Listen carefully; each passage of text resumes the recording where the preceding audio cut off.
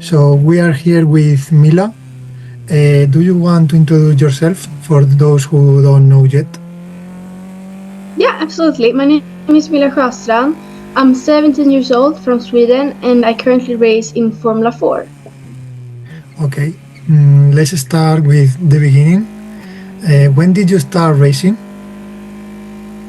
So the first time I tried racing, I was 4 years old and we went to a go-kart track and I got to try go-karts and I thought it was really fun. So when I was 7, I started racing competitively. Okay, and it's true that you start here in Spain, in Canary Island. Yeah, exactly. I did. For the first time I tried it, we were on a vacation there. How was that? Like, where it comes like your initiative to try it? So my family has always liked racing and being around racing, and I just really enjoyed it. So when my dad suggested that we were gonna go karting, I thought it was like a great idea, and yeah, I wanted to try it. And when I tried it, I instantly fell in love with the sport. I just loved the racing and driving and so on. So yeah. Okay. And you've taken part in FI Girls on the Track. How was that? Like, you started really young with that? Yeah, so I'm the only girl in the world to ever be selected to that program 3 times. So the first time was in 2020. I was the youngest girl there. I was only 12 years old. So like I saw all these like older girls and I got really inspired to, improve. And I think that was one of the times when I just realized that this is something I want to do seriously and something I really enjoy. So for the next year going in, I was selected once again, and this time I actually made it to the final. So from the start, they had over 100 girls they were like selecting between, and I was the final 4 that got to go to Ferrari in Maranello and do testing and training and so on. And that was just such a great experience because then you got to feel this Formula 1 atmosphere and like you just learn so much when you're in that environment. And the last time I was selected to FIA Girls on Track Rising Stars was in 2023. I was 15 years old and we drove F4 cars with Prema Racing, which was just a super nice experience. And did you get to meet like a now big star at the moment, especially when you were so young, like any of those that are now leading the female motorsport? Yeah, so for example, when I was in Girls on Track the first time, like Maya Voig won that round, and also Dorian Penn was there, who just won the F1 Academy. And I think a lot of drivers, big female drivers nowadays, like all come from like Girls on Track or something like that. So I've met a lot of them. You said before that you went to a try in Maranello with Ferrari. Yeah. How was that, like the experience? So it was a great experience. Like it was the first time I was ever at like so close to Formula 1. You're like at the headquarters of a Formula 1 team, and also like such an iconic Formula 1 team with Ferrari. So just going into the first day, I was a bit nervous, but then they made me feel very welcomed, and I got to do a lot of different tests, both like reaction, memory, and just overall education. And I think that was really good and very like good things to learn and adapt to. You got to try like a car or just some test abilities at yourself? Yeah, so I was only 13 years old back then, so then we drove karts. So we were first 2 days in Maranello, and then we went 2 days to the French-Porta circuit and drove karts there and had like a race. How did you do in that race? It was actually great. I was really fast, and I enjoyed it a lot. What lesson do you take from that experience? Like, you learn something that you didn't know at the moment, or in general, for life? Or... Yeah, of course. I learned so much, and a lot of my experience as a driver all comes from that moment when I just there was many meeting a lot of people, learning a lot from everyone, but also the experiences, how everything goes, and how I perform under pressure. That's something I really learned. So, you said before that you also did a test with Prema. How was that test? So it was actually super good. We came there and I felt very welcomed by the team, and I was really happy with my performance there. I was one of the fastest every session, and I made no mistakes and so on. So yeah, I just thought it was a super good test. Yeah. Okay. You tried an F4 car that with Prema the first time. Yeah, so yeah, that was the first time I tried the Gen 2 Formula 4 car. So it was a lot of new things to learn going into a Formula 4 car for the first time. But yeah, I just really enjoyed the experience. And how difficult do you find the switch from karts to Formula 4? So obviously it's a really big change because you've driven cars since you were 7 years old and till you're 16, and that's just a really big change. You drove it for over 10 years, and now you're stepping into a car that's completely different with wings and the aerodynamics and downforce. So there's so much more to learn. You have a gearbox, you have the braking, standing starts. Yeah, so a lot to learn and adapt, but I think it's a great change. Was it too much demanding physically, the change? Yeah, but it's different, and you have a lot of G-forces while driving, but you also have that in karting as well. So there's just a little bit of other physical things you have to adjust to, because in karting you drive super much, and in F4 you have to go out on track and do well from the super beginning, and step forward every time you go on track. You need to be faster, you need to focus, and it's just another atmosphere. But both are physically demanding, but it's obviously a lot you have to train when you go into F4. So you need to be an athlete and fit to drive the cars. Okay. Last year you were in Danish F4, is it right? Yeah. And if I'm correct, I tried to search about it. You are now going to race in Central Europe F4. So exactly which series and what exact races, it's not decided yet, but that's an option we're looking at. But I think last year was great to show that I am capable of racing and know what I'm doing, and even in an F4 car I know how to perform, I know how to drive. So yeah, and this year I'm looking to be behind the wheel again, racing in F4, and just learning a lot. Do you have like an objective category or an objective date to start racing this year? I'm not sure if I can say that. Don't worry. So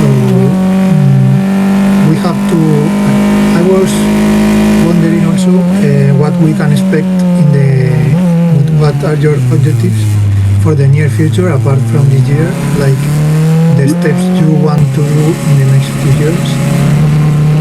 Yeah, so I hope to move up the ladder, so driving an F4 for 1-2 more years, and just building a lot of experience, a lot of learning, and might go into looking at alternatives as F1 Academy, but also other single city series, and moving up to the ladder, and my end goal is to become a Formula 1 driver.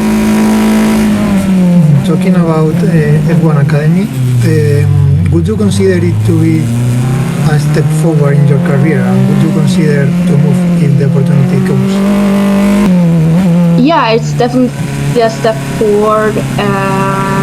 It's racing, and it's a lot of good exposure, and I think it's somewhere where you can work a lot as a driver, and just show the world who you are, and also how you work with pressure, and also to be recognized and to people know who you are as a driver, which also makes it like an opportunity for you to continue driving also later on, because it's very expensive, so when you're in there it's much easier to get sponsorship also.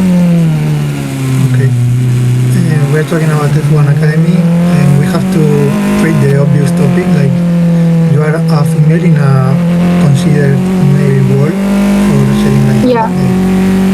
how do you felt about it? Like, do you notice that other male drivers treat you different, either off the track or on the track? So for me, I would say being a female in a male-dominated sport, like for me it's normal because I've grown up in it, but I know it's not like equal yet.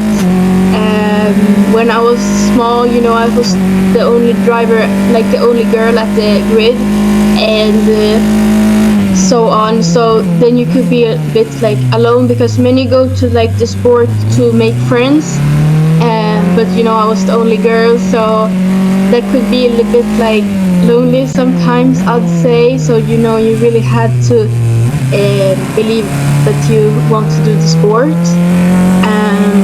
but then also like driving, growing up, I've heard like a lot of stuff, and people do teach you differently because you're a girl, and boys don't want a girl to beat them, and they just believe that they're better even though they're not. So sometimes a boy has like cried when I won over him, or stuff like that. It's just it is what it is,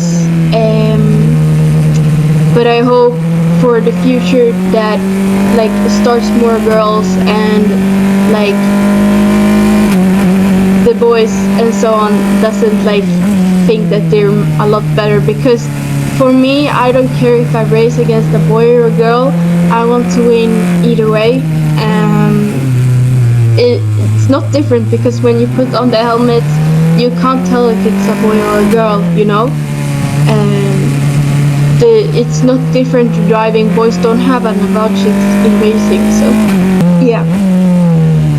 Do you think that FAI are going in the right way, promoting female on the sports, like with the measures they are taking?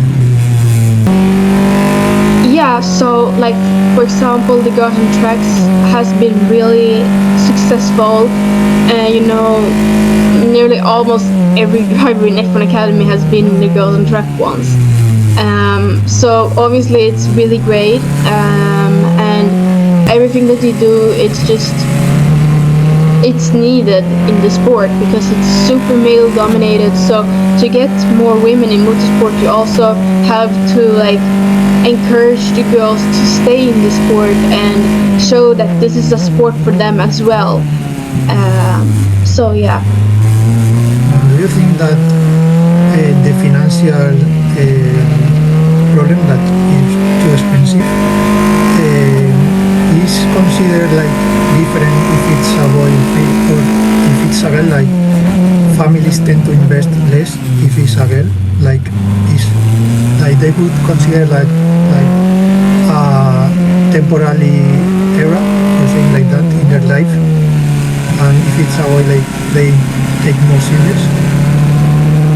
Sorry, I didn't quite get that. Could you? Okay.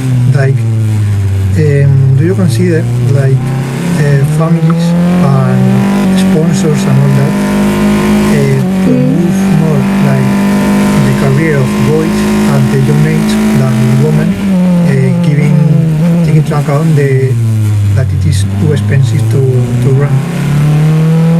Yeah, so it's very expensive to drive racing. So to fund it, to even be able to practice, you have to pay all the way up to F2. So obviously expensive for both girls and boys, but I mean, when it's a super male-dominated sport and you have some talented women, you want to show them like that they can also make it to Formula 1, you know? But these like talented drivers can't come to Formula 1 if they don't have sponsors. And if sponsors look at Formula 1 and they see 22 men, who are they gonna sponsor, the girl or the boy? The boy seems like the safest options because it hasn't been a woman in Formula 1 in 50 years, you know. So many boys think it's easier for girls to get sponsorships, but it's actually not. And especially when you want people to invest in your career or to like help you more than just a little, to actually like be able to make it to Formula 1. So I think it's a tricky sport where finances and your like, if you have the money or not is more important than if you're good at the sport or not. Because in many sports you get paid. Even in my age you get paid to do the sport. But in my sport you have to pay the team to drive. And it doesn't matter if you're the fastest or the slowest. Changing the topic, do you think that you can like really get to F1 one day? Yeah, I believe so. I know that what like potentials I have as a driver. I know what results I've done in the past, and I know that I believe I can do it. I hope that you get. Which drivers do you look up the most when you were young or even now? So when I was younger, I used to look up to like Sebastian Vettel when he was driving, because he was like kind of in his prime when I was growing up and watching F1 on the TV. It was like really inspiring. So yeah, I would say that I looked up to him a lot as a kid. And now do you have someone that you want, like you have like a reference or something? Now I'd say it's like I look at different people's what they do best and I get inspired of it. So I don't have one like specific idol that I just want to be as, because I want to be as everyone has like their best sides and I can see what are they doing and get inspired by that. Okay. Given the circumstances, would you consider another motorsport category like endurance or supercars or etc.? Yeah, it's definitely an option for the future. Maybe not in the closest, because now I'm focusing on single seaters. But for the future, in some years, it could be an option. Yes. Okay, and which one would you prefer, or would you like to try the most? So I'd like to try Le Mans or IndyCar or something like that. Yeah. Okay. And which one would you say that is the best moment so far in your career? So a lot of great moments in my career, but one I especially remember was my first Grand Slam, when you win everything. So I won the qualifying, the two race heats, the pre-final and the final. I took fastest lap and led every lap of that competition, and it was just such a great reward to do it for the first time, to win everything, and just show everyone that I'm capable of winning and doing great results, and I am here to stay. And which one would you say is the worst moment? The most difficult for you, or? Yeah, so obviously it's been a lot of difficult moments. Everyone has them, but I try to focus more on the positives. And when I have a bad race, it's not about feeling guilty of it being a bad race, because everyone has a bad race. So it's more of taking everything I learned and just improve to the next time. How do you stand criticism? How do you do to deal with critics and all that? Yeah, so for me, I know that who I am, and I know more than everyone who's criticizing. And if someone is criticizing, they obviously don't know the whole picture, and they're not very they haven't really done their research. And people who has seen me race, I don't think they've ever said something negatively, because if I win over someone, they can't tell me that I am the bad driver. And would you like to give an advice to younger drivers? Is to just don't care what people think, and just do your own race. It takes time, it takes a lot of effort, and just to keep everything together and just do your best and just enjoy it, because if you enjoy it, it just becomes a lot easier and a lot more fun. Okay. I finished with the first part of the interview, and now I thought of a quick answer, quick question answer format. I tell you a question and you answer as fast as you can. Okay. Okay, I thought of one of on track and one off track. Let's start with the on track. Which is your favorite track? I don't really have a favorite track right now, but I love to race at Monaco. Which is the favorite drive? Sorry, which is the favorite race you have driven? My favorite race I've driven, there must be the one I talked about earlier, my first Grand Slam at Södertälje in OK Junior category in 2021. Your favorite car and driver? Myself, when I was driving. Your favorite all-time driver?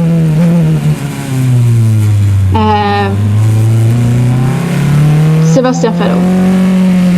Most difficult driver you have driven against? No one really. And the favorite livery you have seen? I've seen a lot of cool liveries actually. I don't really have a favorite, but something colorful, something that just stands out. And now we are gonna do the off-track questions. Yeah. Okay, the first one. What do you do to disconnect from racing? I like to go horse riding and be with my family. Do you like other sports? Yeah, I like other sports, so I've previously done gymnastics and a lot of other sports, but I do like horse riding the most. Which is your favorite song right now? My favorite song right now, oh, that's a tricky question. It would probably be something from my favorite band called Hovet, which is a Swedish band. Your favorite food? My favorite food would probably be Swedish pancakes. And your favorite place in the world? A racetrack.